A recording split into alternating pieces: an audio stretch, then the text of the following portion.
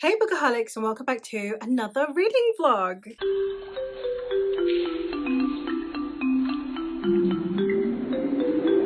Today's reading vlog is going to be a little bit different to the ones that I usually do because we're doing a spoiler vlog, which I haven't done on the channel before, but it's about time, really. And I am pre-filming these for throughout the summer, and these are my book club books. So I am hosting a sci-fi book club, and I initially was just planning on reading some random sci-fis, and then it turns out that the Orbit recommends at the end of the books, they actually recommend other sci-fi books. So it's kind of turned into a little bit of, do I trust Orbit's recommendations at the back of their books kind of situation, which I'm very excited for. But today's video is going to be the one that kickstarted it all, which is where I'm going to be reading Winter's Orbit by Everina Maxwell and reading through this entire book. I have it in 4 sections, so it's going to be every 8 chapters I'm going to do a spoilery check-in. The way these videos work, I did see the first time I saw this type of video was over on Gavin from Gavin Reads It All's channel. He did some spoiler vlogs with Gabby and Katie, which I will leave links down below. I'm doing some of these with some friends as well, some collaborative ones, but I also figured I would do some for myself. With Winter's Orbit, we're going to be reading the sections, chapters 1 to 7, chapters 8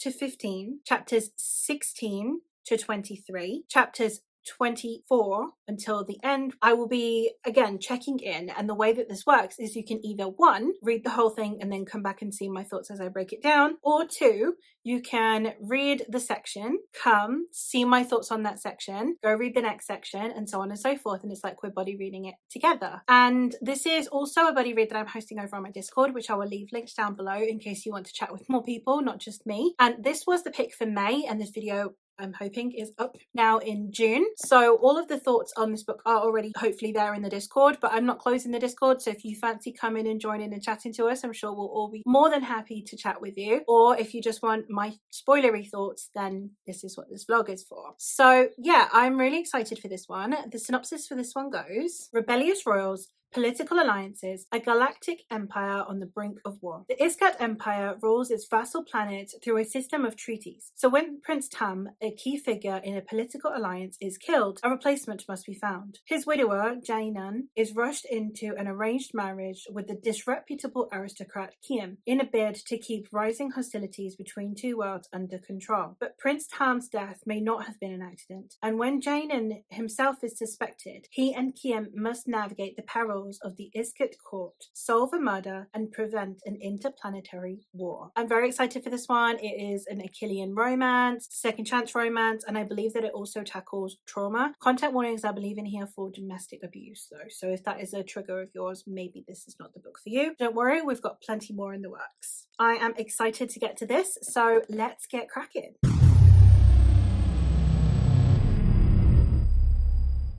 Hey vlog, I have now finished the first part of Winter's Orbit. I have gotten until chapter 8, which means I've read chapters 1 through 7. I had a great time with this first part. I actually wasn't expecting to love this as much as I did this early on. I kind of figured it's a romance, it'll have to like slowly grow on me, I have to win me over. What could I possibly have to say about the first 100 pages of a romance? Why was I wrong? Oh my god. Okay, so this is a political sci-fi. This feels like a mashup of contemporary sci-fi and political epic fantasy. It's got all of the above. So it's got the contemporary romance element in the sense that you do have this Prince Kiem, who I love him so much. Prince Kiem, who is a like playboy socialite prince who, you know, is always on the front of tabloids. He kind of reminds me of the prince from The Prince and Me, The Prince and I, the Julia Stiles movie. This movie, he kind of reminds me of the prince from that at the beginning, you know, like they're just constantly caught on tabloids making silly mistakes, and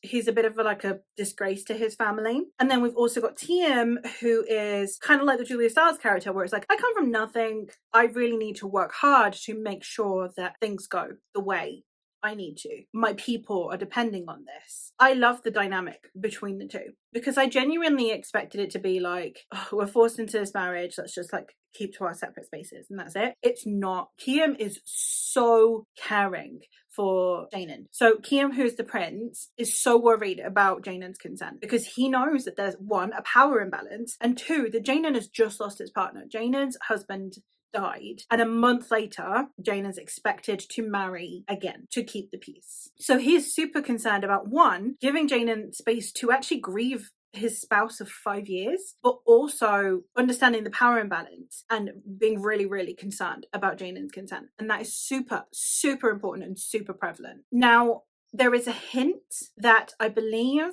Jainan suffered domestic abuse. I'm not sure yet, it's not been confirmed, but there was this one section when they were at a restaurant and they were both drinking, and Jainan then started to get really panicky because he was a bit drunk. He kind of blended Kiam with his previous partner Tam, and Tam used to get quite, I think, volatile when he would drink. Now, I don't know if that meant that he would abuse Jainan or if it just meant that he would get quite ranty and ragey and insufferable. I don't know. But the way that it's kind of portraying Jainan as like he laughs and then looks over his shoulder, he apologizes for everything. I think that he was someone who suffered domestic abuse. Now, Jainan's partner died in this kind of fluke accident that has potentially been ruled a murder. Therefore, the status of their marriage is kind of called into question because they are unsure if Tan was murdered, and then if he was, whether or not Jainan had anything to do with it. So that's kind of where we're at the moment. Jainan has been helping out at this college. So it's the college that Kiam went to, but Kiam didn't actually graduate, but he befriended a load of the teachers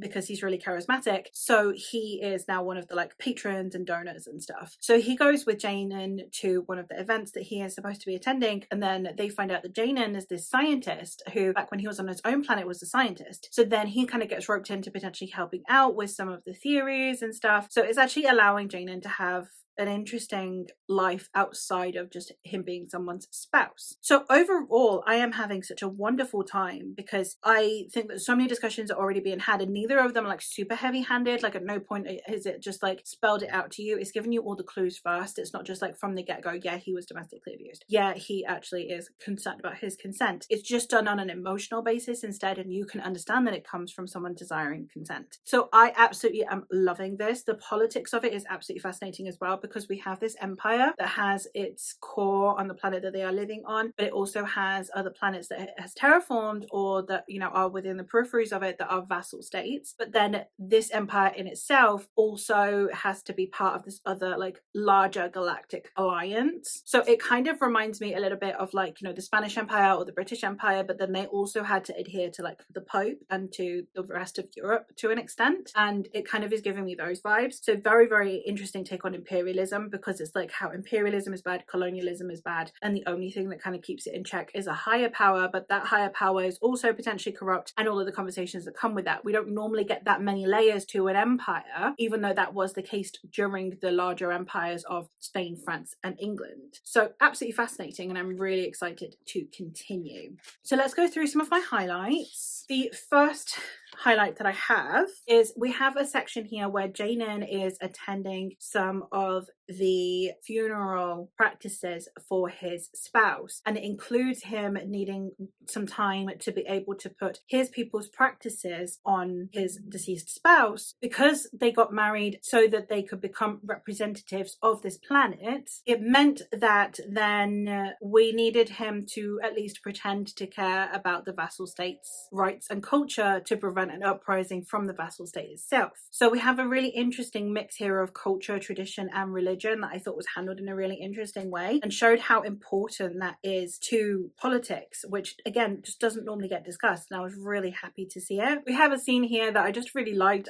It's not a hugely important highlight, but we have Jainan at one of the funerary ceremonies, and he's just really awkward because it's not his culture. So it's just how uncomfortable he is at these practices, which it was just done really well. We have a society here that is queer norm and also not binary. So So we have they, them, we have people who are able to display their gender. We have different ways that people will identify their gender. So for example, here we had, she indicated her gender with flint and silver earrings. So she has, you know, earrings that are specifically there to be able to identify her gender, so you can use the correct pronouns. We also, again, you know, this marriage is marriage of convenience, and it is between two men. The previous one was also between two men because it's queer norm. It's just, you know, we need him to marry someone, and you have no objection to men or women, so you will be. So I believe, I don't know, but I think Janen is gay, but I think Kiam is definitely either bi or pan. So we have that as well. So it's like a very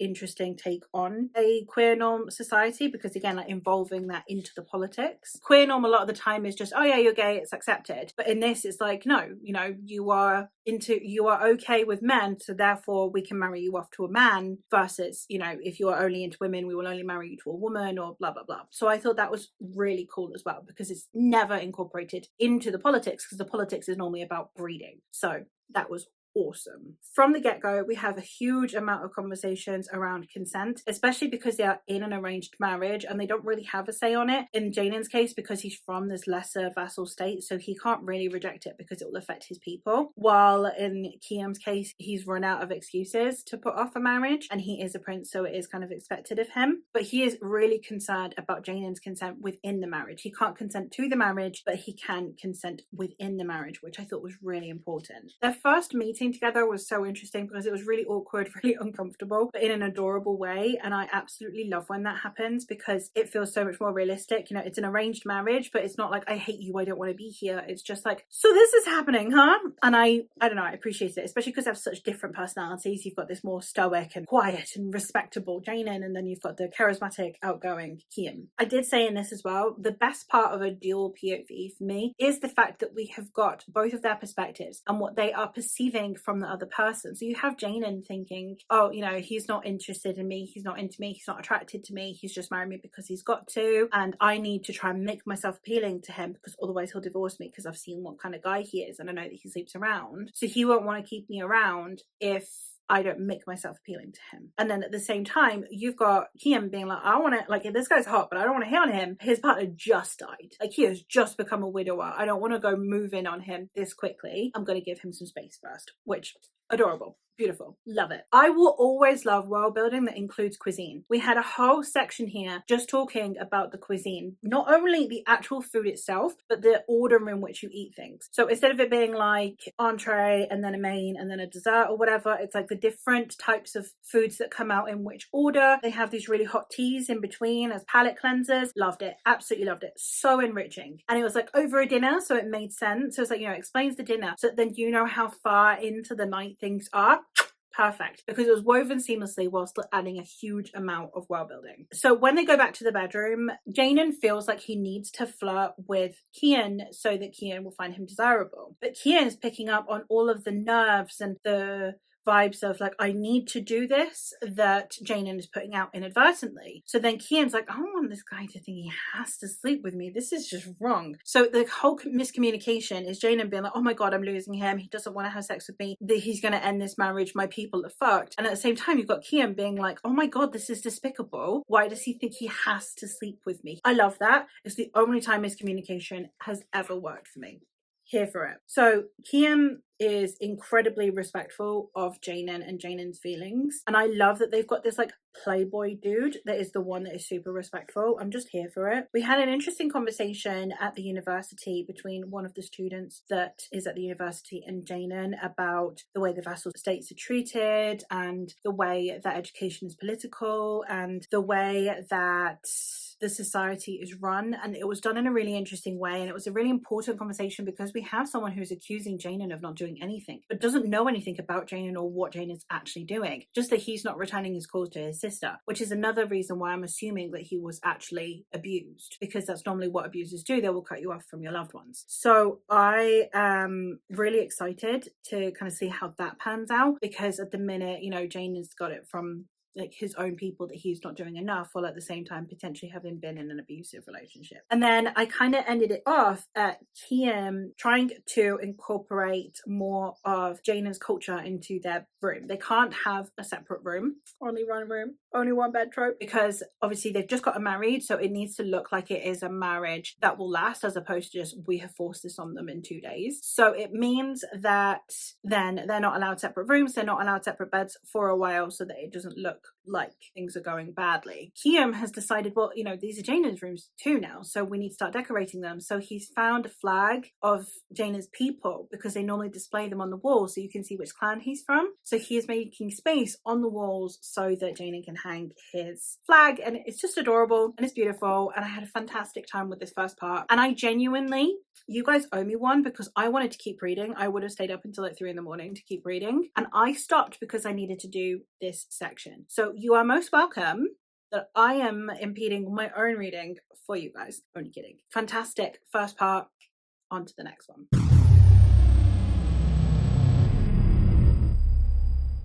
Hey vlog, checking in for chapters 8 through 16 of Winter's Orbit. I stopped tabbing, so I am here, right? And there's a whole chunk here in the middle that has no tabs. I didn't want the few seconds that it would take me to stop and tab something. I didn't want to spend that time, because I just wanted to spend it reading. I am so immersed in this story. We are now following as we are investigating Tom's death, which is suspected to be a murder. We've also discovered that Janan is a prospective culprit, that he's being investigated, that it's been 2 years that he has been cut off from his whole family, and that he has not been allowed to talk to his family because of the security protocols. Then we've had Kim being Kim, go in, causing a fuss so that he can then contact his family and talk to his loved ones, and that was amazing. We now have had them where they have gone to go ask for further information, because everyone's being really obstructive about them getting information. So they've gone to go and potentially find information so that they can clear Janan's name. And in the process,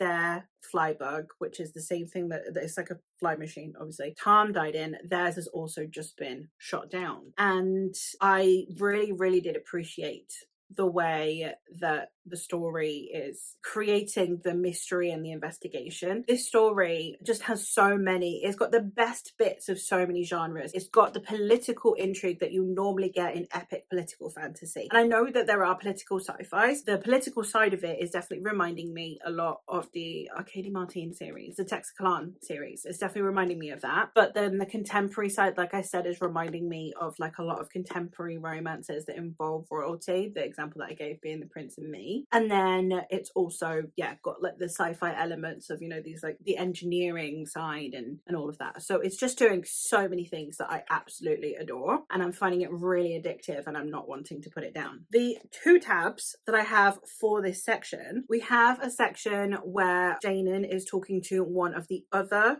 representatives of these treaties, and he's saying like, I'm really glad that Janan's country is being really disruptive, and that is causing problems because it takes the heat off mine. And it's so Ottoman in that aspect. Like the way that the governance is happening in here is so Ottoman. Like if you look at the Ottoman Empire, especially pre-Constantinople, the way that it was, you know, you had these vassal states that supposedly had all of these benefits, but they also had quite a steep price to pay. They had to hand over their children to become janissaries, etc. It's done a really good job of portraying that we're all mutually beneficial here, right? It's done in such a fascinating way. And then, yeah, the way that the vassal states during the Ottoman Empire would also kind of pit each other. So it'd be like, oh, that place is fucking up more than I am, so that it would take the heat off themselves. It felt very Ottoman in the politicking, which was interesting. The only other one that I put in is that at one point, Kiam is talking about, so their flybug has crashed, and he is wanting to carry this, like from a school, from being a patron that he's taking care of, and he wants to take it with him. And Jane is like, why are you going to lug that across like the whole wilderness that we've got to go walk across? It's the school prize. I thought it better not to lose it. So we're instead carrying it over kilometers of trackless tundra. Well, it belongs to the school. They could get a new one, but this one has all the names on it. See, it might be important to someone. It's a school prize. Just because it's not important doesn't mean it's not important to someone. I just love that. I love how much Kiam cares about people. Like, he is such a people person, and he's always putting himself down about him not being very intelligent, that he's not very smart, but his emotional intelligence is so strong. He's so self-aware. They have a conversation around the way that the reason that Kiem and his mum really don't have a relationship at all is because, so his other parent, who is non-binary as far as I'm aware, so his other parent passed away when he was 14, and so then his mother didn't handle it very well, and he didn't handle it very well, and neither of them knew how to handle each other in those circumstances. So then he went to school, and then he started acting up and started rebelling to try and get attention from his mother, and he didn't realize until he was in his early 20s that that's exactly what he was doing. So then instead he hired his aide Belle, who I have not talked about, but I need to talk about Belle in a minute. He hired his aide Belle, who was part of a program of people from other places that don't have formal education but are really smart, and he hired her, and she was only supposed to be temporary, but she stayed on, and she helped him get his life together, and like that's why he relies so heavily on her. And I just love it because, one, you've seen her dealing with all his shit, and as much as you love Kiem, it's a bit like, okay, she's the only reason you function as a person. He knows that, and she knows that, but also she is benefiting from him because literally she would have struggled to get a job because she didn't have a formal education, and yet he's given her this level of a prestigious job. So it's like she feels like she owes everything to him, he feels like he owes everything to her, and it's just been so lovely that it was explained that it's so mutually beneficial, and I absolutely love that relationship between the two, and I am so glad that it was depicted on page because it wasn't necessary. People have aides in the society all the time, but the way that it was like, no, she's not my servant, and she's not trying to mother me, and she's not this person that I just shove all of my problems onto. She is someone who I saw potential in when no one else did, and I gave her a job, and she's under no obligation to stay with me now that she's earned the prestige of having done this job. She has stayed on, and I've not brought up her moving on because obviously I love having her around, but I would have no problem with her moving to something better should something arise. And just the way that Kiem is so respectful of other people and how emotionally mature he is, I absolutely love it. Hearing Janan talk about his family's relations and his duty and the way that he is torn between, like, obviously the way he's cut off his family has been really hard on him, but at the same time it's what's expected of him, and it would be bad for his people if he didn't obey the protocols, and therefore it was just absolutely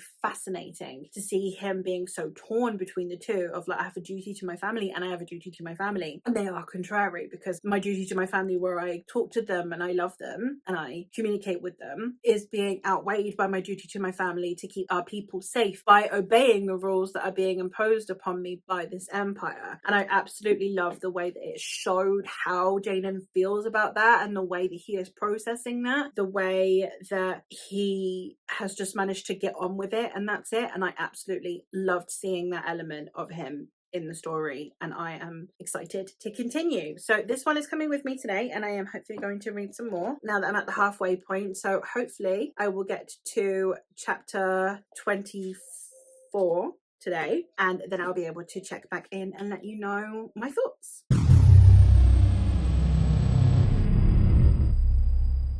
Hey vlog, checking in for chapters 17 through to 25 of Winter's Orbit. This section is definitely obviously where everything starts to get a bit explosive. At the end of the previous part, we had them just crash and survive their crash. So now they are having to traipse through this relatively inhospitable tundra to be able to get to civilization.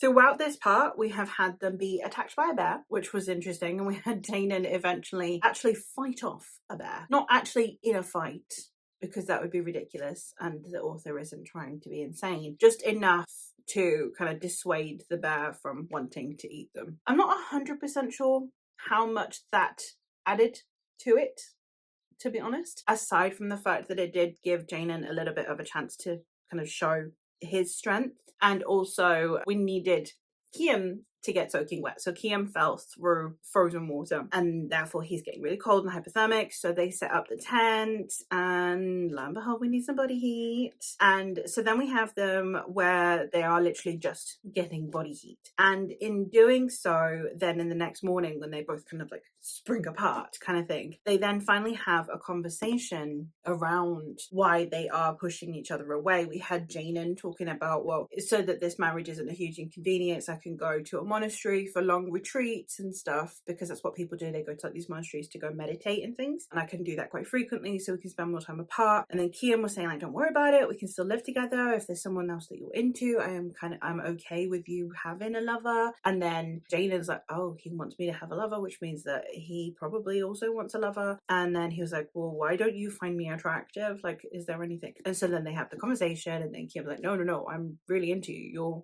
grieving. They then get it on, which is cute. Then we get back to civilization. We get Kian being adorable and being like, no, take care of Jaden first and all of that. Basically, then the actual investigation part of the plot starts to thicken, and we have multiple suspects brought forward. We have Belle leaving because something is going on with her grandmother, which I think was supposed to be there to be misleading, which was interesting. We have a friend of Jaden's who has been feeding them information being a suspect, and then also the professor that Jaden has been working with is also a suspect. So there's the professor and then her student, who is the one that initially had problems with Jaden because she thinks that he's abandoned his people. They then eventually become friends, and now they are both suspects. Kiam goes and talks to the professor and the student, and they basically end up showing that, you know, they've been looking into the work that Tam was doing that is actually damaging Janen's people, but they haven't done it in a way that it would actually murder someone. They were just looking into it so that they could find proof of how awful the system is. So then we have it where Kiam uses his account to continue looking, because obviously the professor and the student can only get so far, but Kiam's prints. So they use Kiam's account, and it shows that someone was blackmailing the higher-ups, including Tam. And when we look into Tam's file, it is a security footage of Tam abusing Janen. So then Kiam goes and confronts Janen about it, and this really upsets Janen because Janen is now feeling vulnerable and exposed, and that something that to him was private is now known to someone he hadn't consented to telling them about, and he's now angry with Kiam. Now, while it's irrational, I understand, like it's an emotional response, it's not a sensible one, and I feel really bad for Kiam, but I understand why it would affect Janen because it's trauma-based, and it's handled in a way that doesn't make you hate Janen for being angry at Kiam and wanting to get away from Kiam, and at the same time it doesn't make you hate Kiam because it's not that he's actively tried to look into Janen. The whole thing is about investigating Tam's murder. If there's a file on Tam, it makes sense that he would open it and look at it, and then I think it was like a, you know, car crash situation of like, I can't look away from what is happening. So it felt, one of the things that I'm really appreciating about this author is that they are managing to create tension, drama, reasons to keep them apart, all of the things you always get in romances, but they're doing it in a way that is still super respectful. Like at no point is it this person behaved like a jerk and this person is now angry, and it's not this person isn't communicating with this person, it's that they don't know each other and they are aware of their social inequity. There are other factors that are driving them apart that is not on the basis of them just refusing to communicate with each other for arbitrary reasons. So I'm really appreciating that.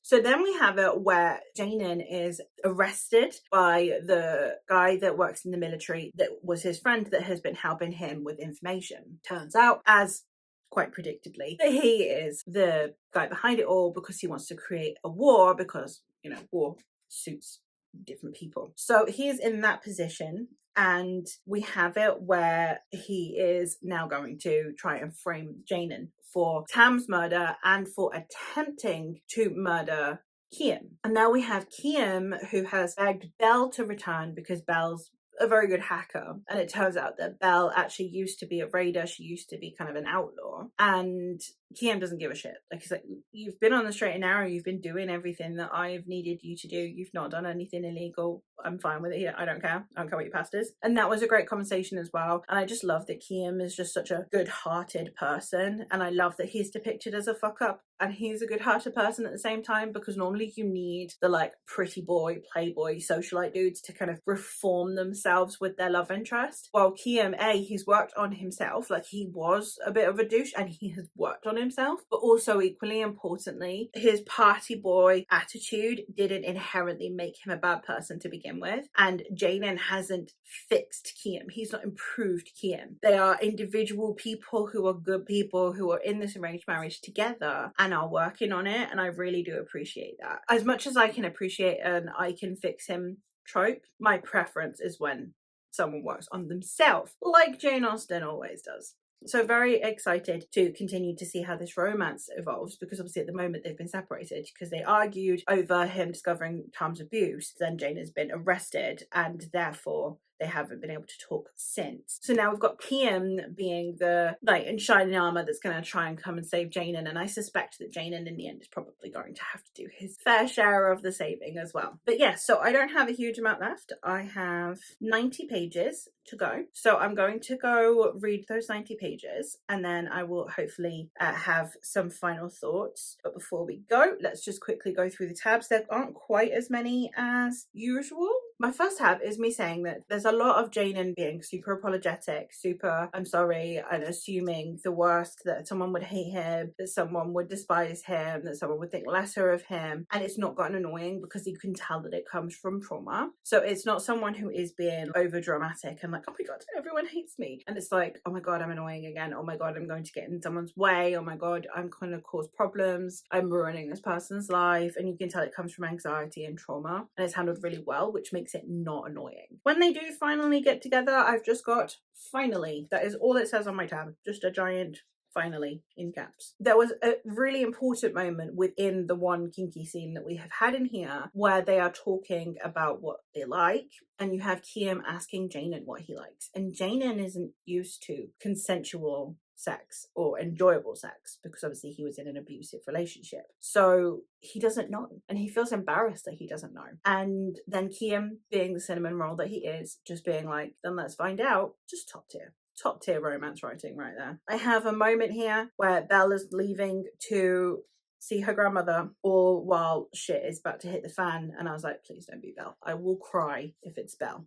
Obviously it's not. There was a moment there where I was like, you better not be setting it up for it to be her. Kiam finding out about what happened between Tam and Janen, him being angry at himself for not asking, for not seeing, for all of the signs were kind of there and he just didn't see it because he was thinking more that it was the response to Kiam and the forced marriage than it was about his own past and history. And being angry with himself is such a lovely and compassionate way of going about it. Obviously he was angry with Tam, but his first response wasn't, I want to kill Tam. It was, I should have known and I should have seen and I should have helped. And I really like that. I mean, obviously it's not a helpful response, but it's so much better than flaming anger, especially someone who has endured trauma. Obviously an anger response is going to inherently then create a respective reaction that is based in trauma. And that is still what happened. We did still have Janen getting angry at Kiam and Kiam being apologetic, but not as a response to Kiam coming in and being angry with him, more with Kiam coming in a little bit accusatory and like, why would you not tell me this? Why would you not open up to me about this? So it wasn't well handled with each other. The writing was really well handled because it felt so human. Janen being super embarrassed about being abused was absolutely heartbreaking. Like you can hear his inner monologue where he's saying things like, it wasn't what you think, it was only a handful of times, but that sounded so pathetic that Janen discarded it from his thoughts. You know, so he's just embarrassed. Kiam has now seen him in this light, in this weaker light, in this ashamed light, and that is so much what happens a lot of the time with victims of domestic violence, is that the first thing that they experience is actually shame, not fear. And I think, again, really well handled, and it's really important to, I think, be depicting male victims of domestic violence as well. Have the page here where we do discover that Aaron is the bad guy, or whatever you want to call him, and I've just got, I fucking knew it on my tab. That's literally all I have. And then when we have Belle coming back and helping Kian out, I've just got Belle, heart shape. And those are all my tabs at the moment. So I've been having quite an emotional response to the book in general, but especially to this part, because obviously everything's amped up emotionally and the stakes have gotten higher. So hopefully the conclusion is also going to hit me all in the feels. I'm expecting to be sobbing at the end of this. So I am having a great time, and again, hopefully I will be able to check in very soon with my thoughts on the ending.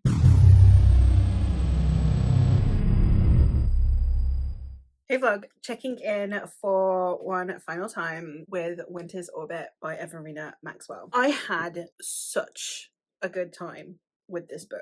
5 stars. I had an amazing time. I love the way that these characters treated each other. I love the way that the author treated the relationship. And those are two different things that I think are really important in romances. And a lot of the time, one or the other will fall short. So, for example, you have the author trying to present some important conversations, but at the expense sometimes of how the characters treat one another to try and bring forth those conversations. And likewise, you'll also have times where the characters are treating each other really, really well, but the relationship itself isn't still founded on a healthy connection. And I think that Everina Maxwell did such a good job of how she presented the characters as individuals, how she brought them together, and then also the conversations she was wanting to have within the relationship. I think all of that was really well done. I think the politics of this world were absolutely incredible, and I am super, super excited to get to book 2 now because it's set in the same world, and that's enough for me to be excited. I think that the way that we resolved the mystery, which was the thing I'm least interested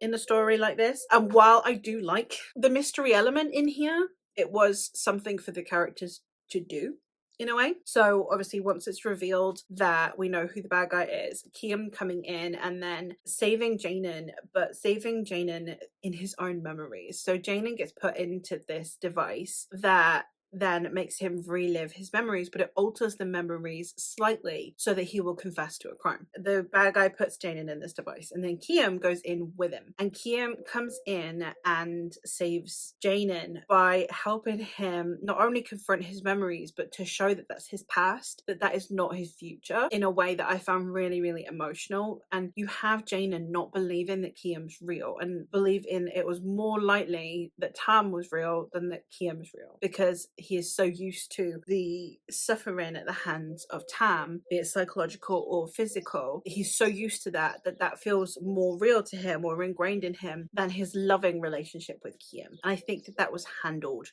beautifully. So overall, I think that the relationship between the two was my favorite part, but also the societal discussions. Within the politics, we obviously have Kiam and Janan as the representatives of Thea, which used to be Tam and Janan's job, and the way that Kiam cares about people, like I've been saying throughout the whole story, the way that Kiam is about people means that he's not a very good diplomat in the sense of like playing politics and knowing his shit about the goings on in the world, but he is a good diplomat because he cares about people, and he understanding that he cares about Janan and Janan's people, and Janan's people are now his people. It was really well executed because you have him then stepping up. So you have the representatives then making demands of this empire, which basically turns the empire into a federation. It gives this empire, all of the vassal states understand that actually, if we don't sign this treaty, then